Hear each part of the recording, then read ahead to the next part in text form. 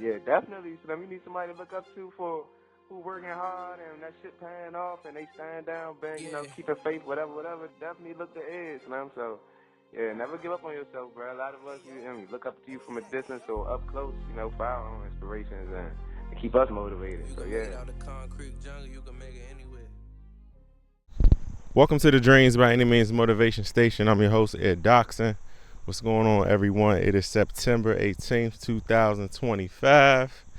Crazy, right? The summer is actually about to be over on Monday, September 22nd.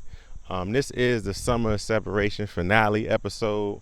I'm excited to tap into this series and finale and closing out of this series with you all and kind of discuss, some of the great things that I've learned, discovered, areas of improvement that are still able to continue to be tapped into, but just what this summer separation has done for me.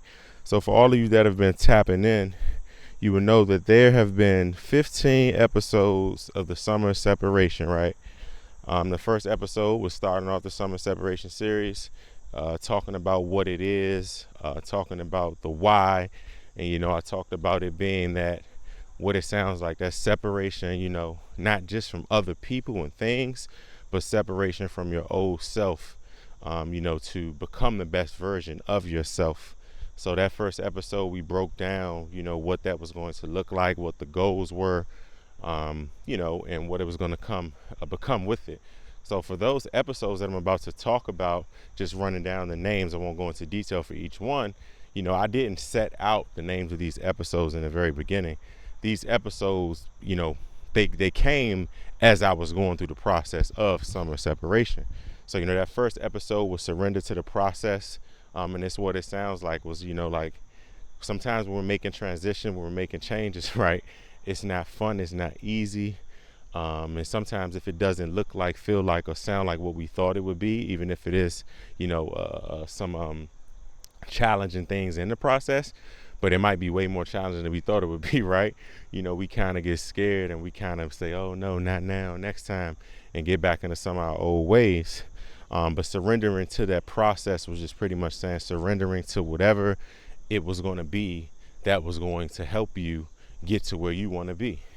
And, next was the pain. Then we talked about reflection for direction, continuous improvement, accepting/adjusting, created to hear God, who to keep, who to lose, the power of solitude, the wealth gap, navigating muddy waters, don't rob your presence because you think you deserve better, the weight of our decisions, filling the vision, and navigating through conditions. And today we are here at the finale. And I was going through my emails this morning, reading some certain things and something that stuck out to me. And it's on September 21st, 3 days from today, the United Nations recognizes the International Day of Peace, a holiday to remind us that every human being deserves peace. And in the email, it talked about peace isn't found, it's made inside of you. And that's the title of today's episode, is Peace is Earned. Through the summer separation, there have been many things that I've gained, many positive habits. I've been able to see things in a different light.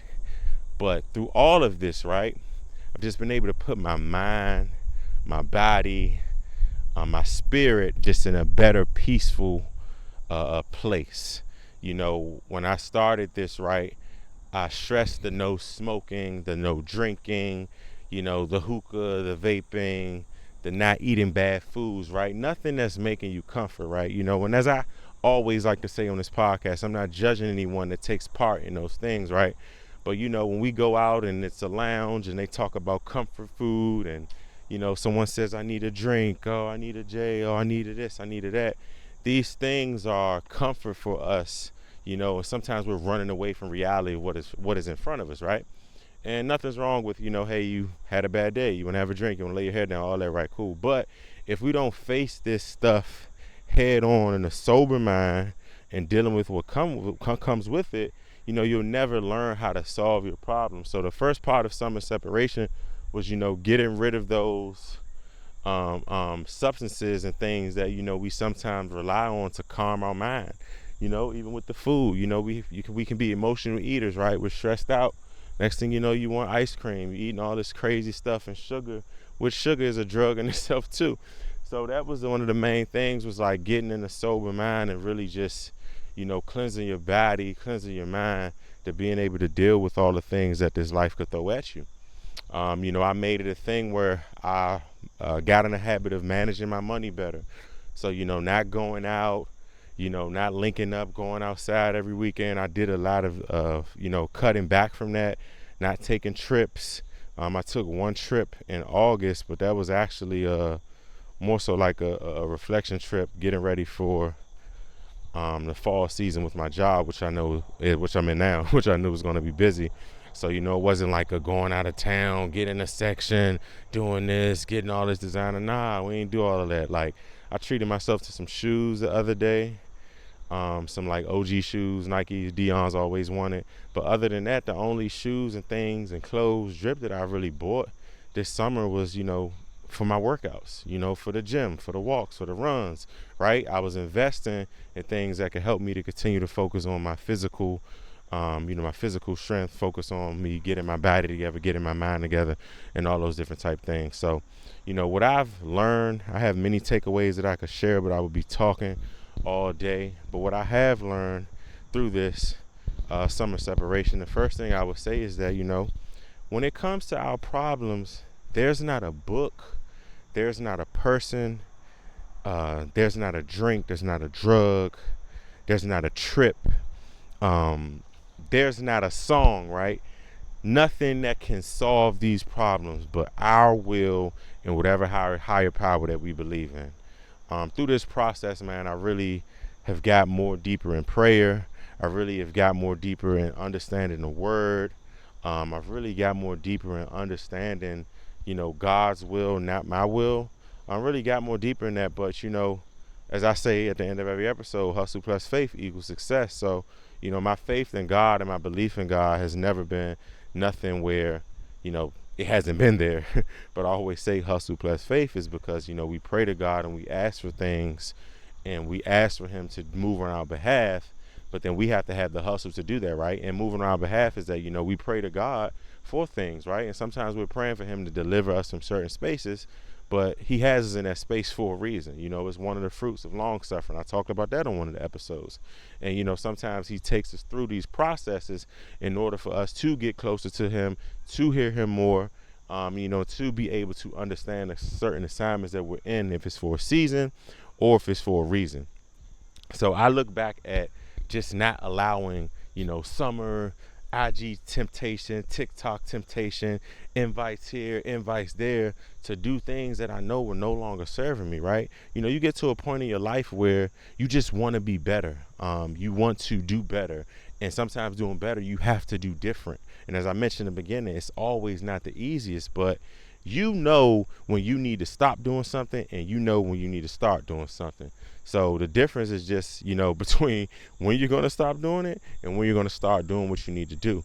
So for me, I definitely just feel great of being able to fall back from all the temporary fun, looking at the long-term goal of things that I wanted to do. The next thing I learned as well is that you will know your friends more when you fall back from your friends. And I say fall back from your friends, well, like you fall back from your friends and you communicate to them about what you have going on in your life. Some of my friends probably like, dang, where Ed been at? Or dang, what is Ed doing? But I've been sharing the summer separation and, they've been seeing it. They're seeing the results on my body. They're seeing the results in my mind, the way I'm talking. They're seeing me on the Nike Run app every day, getting it in, like, committed, right? And I noticed for some of them, this has been inspiring to them to, kind of get on a commitment of, things they want to improve. But this has been inspiring for them of seeing me change and go through that process. And I say that because, some friends won't understand it, or some friends will think, oh, you think you're better, or, oh, you don't this, or you don't that. And it's like, nah, if you really know me, I'm doing something not only so I can be a better person at peace with myself, but more importantly, so I could show up better as a friend. And that has been great for me, because I think through the process of this, I didn't feel any pressure from my friends of like, hey, what's going on? Oh, why you don't hang out no more? Like, nah, they knew what was going on. I'm like, hey, bro, I'm staying down. I'm trying to save this money. I'm trying to clear this debt. I'm trying to change different activities that I engage in. I'm trying to do all these things. And I'm grateful for that. That's one of the things I thank God for so much, is being able to have a great positive circle around me. That has helped me so much. Even the people that I don't talk to every day, every week, I've made some great friendships, over these years, and I'm definitely appreciative of that. Another thing I would want to talk about is I've also can say that I've always worked out, right? I always walk, I run, I hit the gym. But during this process, I really learned how much your physical activity shapes your mind, and how much the food that you put into your body and do not put into your body also plays a role in your mental. Being able to fall back from food. So, for example, I haven't been eating beef or pork. And then what I did in July, I cut back chicken. So almost on 2 months of chicken. So lately I just been on seafood and turkey. But, I've been eating my veggies, my fruits. I've been taking my collagen, my creatine, my macaroot, vitamin A, B, C, D, E, you name it. Like, I've been taking all of that. And, my teas, everything. I cut out caffeine this year. I haven't had caffeine all year. And I've just noticed the difference in sometimes how my mind is wired, sometimes how, certain foods can make me just feel lighter. I'm making a lot of food where I'm not feeling sluggish after. But I'm noticing with everything that I have going on in life, it's allowed me to be in a better mood by just focusing on that physical activity and the foods that I eat. So I say that too, is that one thing as well with the summer separation. Also learn that there needs to be one thing in your life every day that you engage in that's healthy, that no matter what is going on, no matter anything, right, you engage in that, because that keeps you afloat. And for me, that was the gym or the trail, the walk or the run. I'm on the walk right now. The walk or the run or going to lift some weights, that helped me so much, and it continues to help me so much. Because, I think when you look at the real studies of this, right, when you're working out, when you're lifting weights, when you're sweating, your heart rate's going up, like that, in a sense, is some self-care. It changes your mood. There's times I've been in some really bad moods, and I just say, man, let me go to the gym, or let me go outside and walk, or let me go for a jog. And I just instantly just feel totally different. So, being able to see that during this process, like I said, I always like to work out, but doing it through this summer separation and not engaging in a lot of social activities, not engaging in, getting turned up and all that, man, I was able to really see it for what it was. And I'm like, yeah, this is something that for the rest of your life, you got to always keep this in play. Another thing as well, I would say, is gratefulness. I think over this, not even think, over these last, 2 months, we could say, almost 2 months, or these last, 2 months plus, actually, I said June 23rd, I've learned what I value. And when I say what I value is because sometimes we think we value certain things, but when we remove certain things, when we get into a space of solitude, when you reflect, you start to learn what actually matters to you the most. And for me, it's like, money matters to me, like money matters to everyone else. But I also have realized that there are so many non-monetary things that bring me joy, that bring me peace, and that also mean more to me than money, that has allowed me to really tap into those things more. And one of those things would definitely be just the outdoors, man. Being appreciative of having flexibility of, working a remote job where I can go for a walk on a break, I can go for a walk on a call, just so many different type things like that, right? Location, where you live, where you wake up at, that matters more than money. Don't get me wrong, in this economy and certain lifestyles we have, money does matter. I'm never saying that. Let's be clear. I'm not saying that money does not matter. But what I'm saying is that you can have all the money in the world, but then there are other things that you don't have. And as I mentioned, the title of this episode is Peace is Earned. So you can have all the money, you can have all the fly clothes, the fly cars, but if you don't got peace within yourself, you're not going to be happy.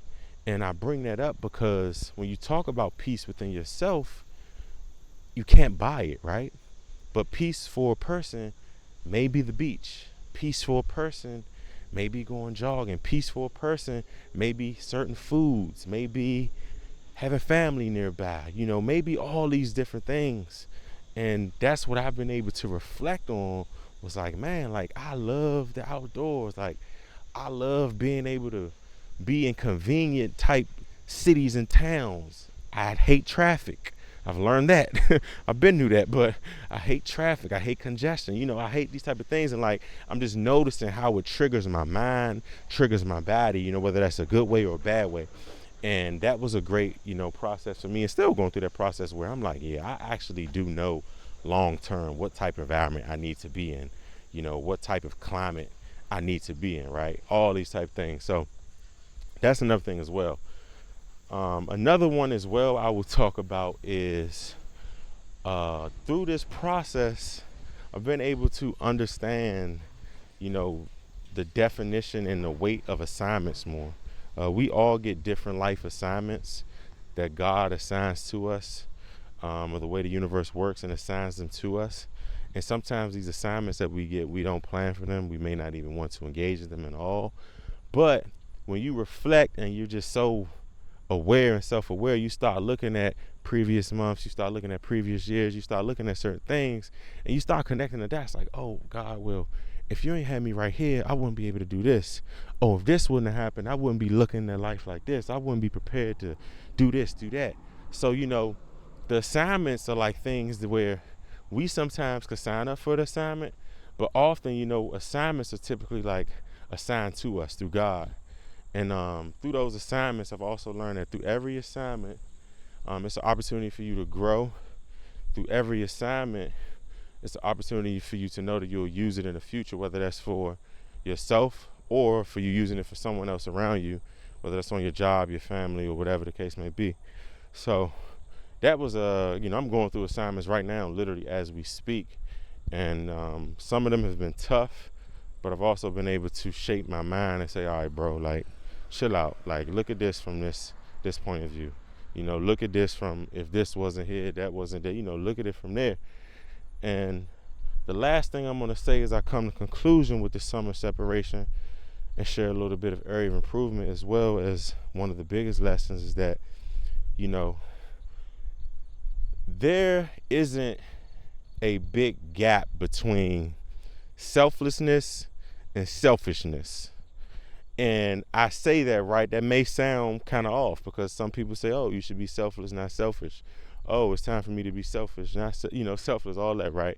But I say that to say is because through this process, right, of summer separation, it's a selfish process, depending on how some people may look at it, right? It may be selfish because your friends, your family members, people think like, dang, you just so locked in, you don't have time for certain things, or you're not engaging in certain things, right?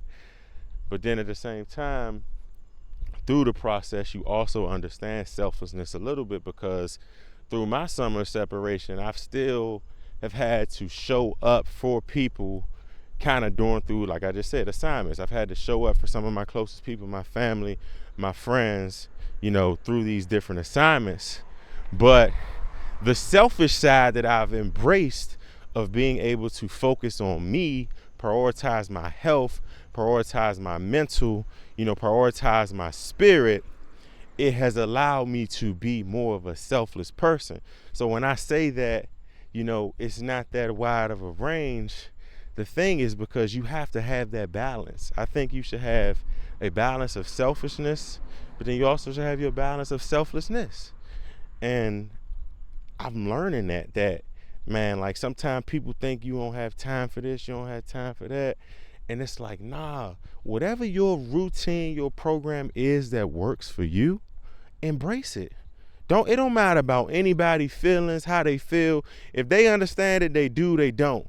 Long as you and your higher power, God, understands what you're doing, it's A-okay. You're not going to make everybody happy. You're not going to make everybody feel, good all the time. But when you understand the importance of you doing things to sustain your health, so you can be the best version not only for yourself, but for other people, you will understand that some weeks are going to be selfless.